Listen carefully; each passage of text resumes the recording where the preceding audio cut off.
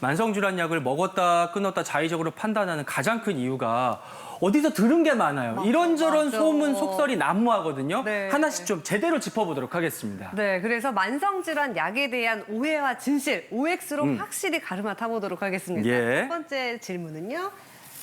당뇨병, 고혈압 약 오래 먹으면 영양결핍이 온다? 영양제 필수다 이런 게 있는데 OX 정답 뭘까요, 노 교수님? 교수님? X. 예. 네, 모든 당뇨병 약이나 고혈압 약이 오래 복용하면 영양 결핍이 오는 건 아니죠. 근데 다 그런 거는 아닌데 당뇨병 약제 중에 메트포민이라는 약제는 장기간 오래 복용하시고 또 고용량 복용하게 되시면 비타민 B12 결핍을 유발하는 경우도 있습니다. 하지만 이 약을 복용하는 모든 분들이 비타민 B12를 포함한 영양제를 복용할 필요는 없고요. 그렇지만 검사에서 비타민 B12 결핍이 있으면 그때는 보충이 필요합니다. 고혈압 약제 중에 사야자이드라는 이뇨제는 칼륨, 마그네슘, 칼슘 이런 전해질 결핍을 유발하는 경우도 있는데요. 이렇게 이 약제 때문에 전해질 이상이 생기면 그것 때문에 영양제를 드시는 것이 아니라 그 약제를 중단하고 다른 고혈압 약으로 변경을 하게 됩니다. 해당 약 드시는 분들은 검사로 확인을 해보시면 되겠고요. 네. 자, 그 다음이에요. 고혈압 약이 콩팥을 망가뜨린다.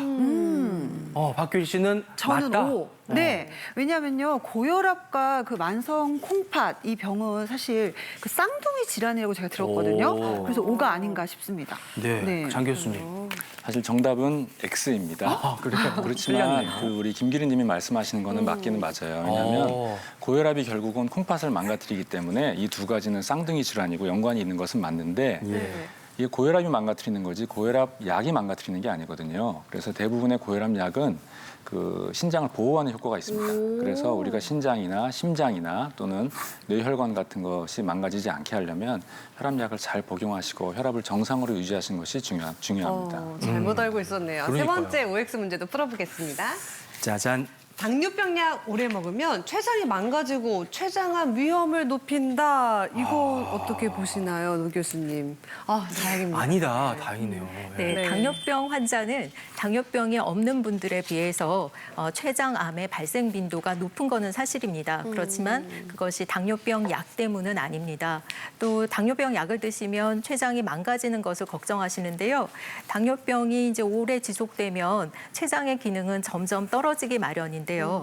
그렇다고 해서 약을 잘 안 드시면 그래서 혈당이 높은 상태를 계속 유지하시면 이 몸에서 췌장에서 계속 인슐린을 많이 만들어야 되기 때문에 췌장 기능이 나빠지는 속도는 더 빨라지게 됩니다. 그래서 오히려 약을 복용해서 혈당 조절을 잘 해주게 되면 췌장 보호 효과를 기대할 수도 있습니다. 매일 먹는 약이지만 몰랐던 게 참 많네요. 다음은 어떨까요?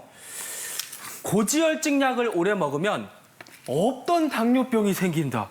정말이에요, 교수님? O인가요, X인가요? 생길 수가 있어요? 네. 이럴 수가. 고지혈증 약제 중에 스타틴이라는 약제는 당뇨병 발생 위험을 약 9% 정도 늘린다고 되어 있습니다. 특히 비만하거나 당뇨병 전 단계이시거나 대사증후군을 가지고 있을 때 그 위험이 더 높아지게 됩니다. 그렇지만 우리가 고지혈증 약을 먹으면서 기대하는 심장 혈관 질환의 예방 효과의 이득이 이 당뇨병이 생기는 위험보다 훨씬 더 크다고 생각하기 때문에 당뇨병이 생기는 거를 걱정해서 이 고지혈증 약을 끊는 일은 없어야 되겠습니다. 그리고 선생님 제가 궁금한 게요. 고지혈 약을 먹으면 그 없던 근육통이 생긴다고 그렇게 얘기를 하더라고요. 그게 정말 사실인가요? 맞아요. 그 스타틴이라는 약을 복용하면 근육통이 발생할 수가 있고 약을 복용한 분들의 약 10% 정도에서 증상을 호소합니다. 이 약은 특히 약을 먹고 생기는 통증은 하지 근육에서 많이 생기고 약을 복용하고 한 달 이내에 주로 생기게 됩니다. 그래서 이거를 예방하려고 또 코엔자임 Q10을 같이 드시는 분도 계시는데요. 이 효과가 잘 입증되어 있지 않기 때문에 저희가 권하지는 않습니다. 그래서 앞서 강재영 교수님께서 말씀하신 대로 증상이 있으면 의사와 상의해서 약을 변경해야 됩니다. 네. 꼼꼼하게 짚어보고 하니까 너무 좋네요. 네. 다섯 번째 질문도 보겠습니다. 관절염 약 오래 먹으면 속 버린다. 이렇다는 속을 말이 버려요? 있는데 어떻게 보시나요, 강정 예, 교수님? 맞습니다. 특히 뭐 노년층에 많은 퇴행성 관절염 때문에 소염 진통제를 오래 드시게 되면은 위점막에 문제를 일으켜요. 그래서 네. 위염이나 위궤양, 위출혈 같은 문제를 생기기 때문에 답은 바로 옵니다. 네.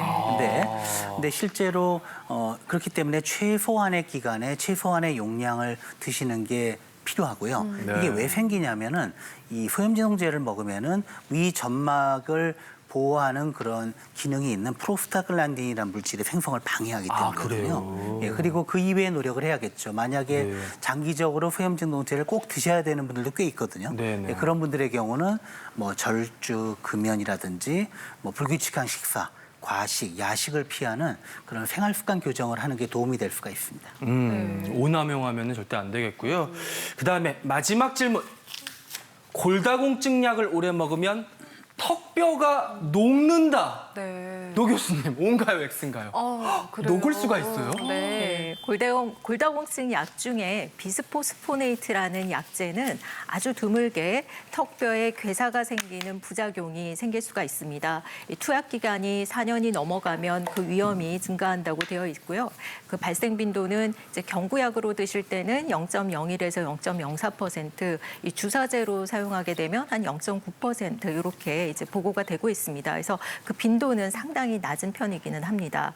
그런데 특히 고령이시거나 예. 아니면 발치를 할 때이거나 아니면 구강 위생이 안 좋으신 분들 그리고 글루코콜티코이드라는 약을 드시고 계시는 분들한테서 이 부작용이 더 많이 생긴다고 해요. 그래서 이 투약 기간이 길거나 이런 이제 부작용의 위험이 높으신 분들은 발치나 임플란트 시술을 하실 때 이 약을 2달 정도 끊고 하실 것을 권고드립니다. 네, 정리해 보면 뭐 내 주변에서 이랬다더라, 내가 해보니까 이랬다더라 이런 정보만 믿고 따라하실 게 아니라요. 반드시 약을 끊으시거나 약에 대한 상담은 주치의한테 하시길 강력하게 권고해 드리겠습니다. 네.